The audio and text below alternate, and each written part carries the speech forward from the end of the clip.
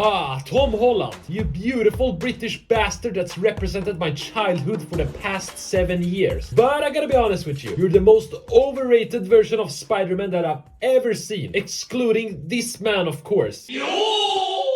And it angers me so much that your character is perceived as superior to this man right here. Here are the reasons why Tom Holland's Spider-Man is the most overrated version to date. The main reason for this is that Tom Holland's version of Spider-Man is so different from the comic book adaptation. And I'm not saying that trying something new is a bad thing, quite the opposite, it's always good to try new things. But in this case it's totally different from the comics and even previous installments of the character. Spider-Man is supposed to be a young kid in his late teens, early 20s that's literally struggling with everything. Paying the rent, having problems with his girlfriend, not balancing his social life, while at the same time battling some of the deadliest villains of all time. But it's not shown in these movies. Instead we see a man that rarely struggles with the women. His friends always love him no matter what. And there's even a feeling throughout the movies that he loves being Spider-Man, which is so far from the comic version of Spider-Man. That version of Peter Parker sees Spider-Man as a curse. As Satan.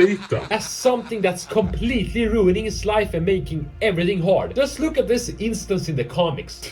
The man is fighting these predators right here, but at the same time Aunt May is lying sick at home and he's nowhere to be found by her side, which just makes him look like the worst guy on the planet, like someone who doesn't care about his adoptive mother. It gets to the point where Peter gives in and quits being Spider-Man, and this is just one of many instances where Spider-Man keeps ruining Peter Parker, something that we barely see throughout the movies. Also, Tom Holland's adaptation literally has everything. His quote-unquote paternal father figure is billionaire Tony Stark, who just keeps gifting him awesome equipment. He receives like 500 different web combinations, the Iron Spider suit, endless amount of cash. Just these couple of things takes away so much from the character, because it stops him from showcasing his intelligence and wit to solve issues. The cool thing about Spider-Man is that he creates his own solutions, things like trackers, web fluid and so on. I seriously think, and I'm not messing around here, that the best part from the trilogy is when he's all by himself. All the odds are stacked against him. In the first movie, when he gets his old suit and he has to stop the Vulture without using 500 different web combinations. Or that epic water battle in Venice where he has to navigate and save the city without his suit. He just gets completely beat up in these scenes, but he keeps on going. And the result? The comic book version of Spider-Man. But we don't see this consistently throughout the movies, and that's what pisses me off the most. And I have to mention this, like, I had a discussion with my friend and it feels like this man right here just keeps running away from the famous quote, "With great power comes great responsibility." Literally in the second movie he just turns his back on Nick Fury. Why? Because he wants to go on a summer vacation? Like what? That goes completely against what you said in Civil War, where you just said, hey, I got powers, I have responsibility to help humanity. But what do?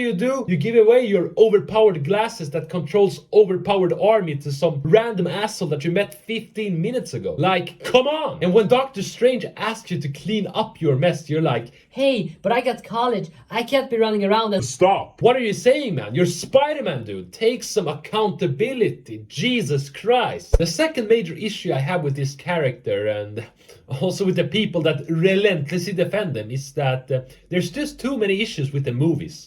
Okay, this might be a troll right here, but hear me out. There's no swinging in the first movie. Literally, there's no swinging in that movie. Like, if you wanna swing away from this video right now, it's totally acceptable. No, but jokes aside, I barely enjoyed the fighting scenes in the movie. And I'm a guy that usually don't complains about watching action scenes, but literally he never throws a punch in that movie. Maybe it's because his suit is so overpowered that he's just over-relying on it. Or maybe he's afraid of his own strength. But I don't know, man. I would have loved to see some form of martial arts. And it just feels so clumsy throughout the movie, like carrying some purple alien thing that he completely bashes with a hammer in his woodshop class. Like, dude, what if that's a bomb or something? You're literally putting everyone here at risk.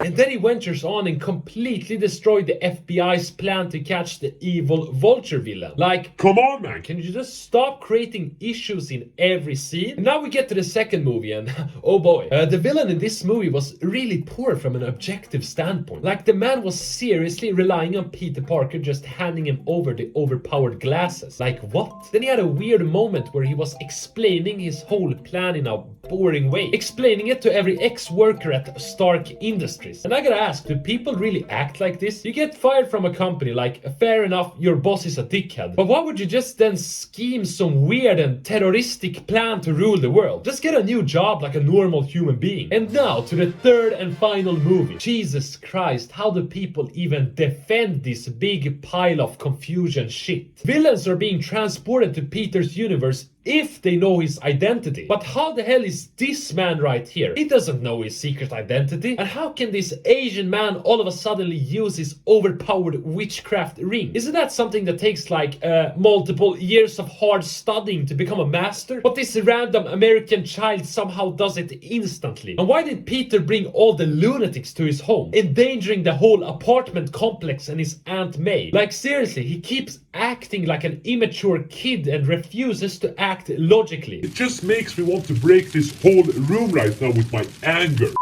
But of course, there are reasons as to why this man right here has been a flat-out success. The main one being the revenue. Just look at the revenue, man, that this movie has made over the years. They've made around $4 billion, like. And I'm just sitting here in my underwear complaining about how bad this version is. The third movie is literally one of the 10 highest earning movies of all time. And of course, when you get to the movie itself, they were able to successfully introduce the concept of multiple realities, which just swiftly and effectively set up future movies where the multiverse is gonna be a major factor, like these movies right here. Speaking of setting up things for the future, No Way Home was able to set up the symbiote in such a good way, mainly because they made sure that Tom Holland's character is gonna be steaming with rage, mainly because, you know, Aunt May died and the whole world forgot his identity. And what does the symbiote feed on? On rage, of course. So this is a beautiful setup for future movies like Avengers Secret War and the future Spider-Man trilogy that we're gonna get. We see that there's a long-term vision here where you have the opportunity to redeem some of the mistakes that's been made in the past and present maybe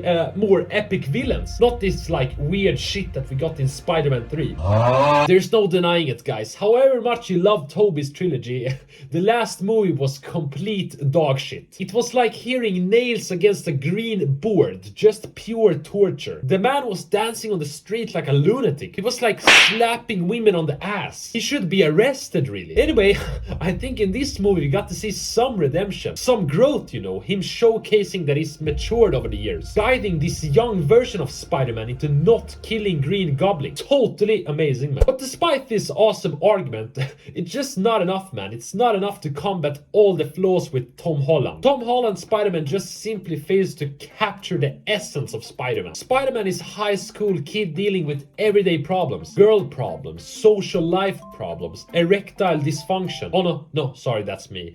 The man just sees Spider-Man as a curse. I mean, look at this. Peter's still blaming himself and Spider-Man for Uncle Ben's death. Right here he's completely beaten down. No money, girlfriend doesn't trust him, and his friend is in great danger. Another example of the man not being able to sleep, just thinking about Kingpin, Aunt May, Gwen. Like the man is on the brink of just committing suicide or something. Something that we rarely see in the Spider-Man movies. Maybe twice or something, towards the end of the second and third movie. But then everything is resolved by him getting the latest suit and the latest equipment and just economical resources. That's not Spider-Man for me. You look at Tobey Maguire's Spider-Man, the man was constantly getting destroyed. Especially in the second movie where you're just thinking, enough is enough, man. Can this man just rest? Can everyone just leave him alone? Harry Osborn hates him. His girlfriend leaves him. Aunt May is struggling for money. But for Tom Holland, we don't get this as much, and it sort of disappoints me. So, to make a long, shitty story short, is Tom Holland a good actor? Absolutely he's a good actor that has the capability of capturing emotions in a great way. He's very charismatic and likable, but does that make him a great Spider-Man? Absolutely not. He's just too different from the comics, man. It's just so hard to resonate with him because he got it all, man. You look at the previous installments, there